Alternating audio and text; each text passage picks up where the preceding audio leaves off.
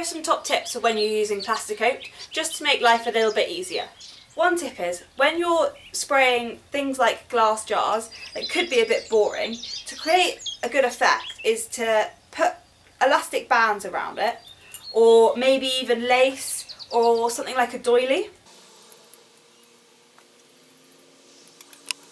Once you've got the desired pattern, you can start spraying. I really like this metallic, it gives it a really nice look.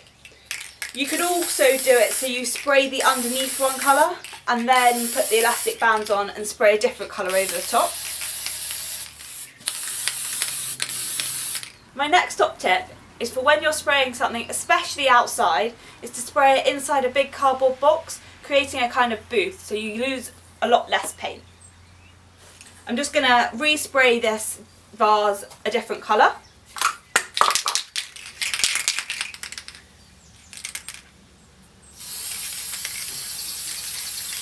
Having it on a smaller box on the inside means that you can move it around easily to get all angles.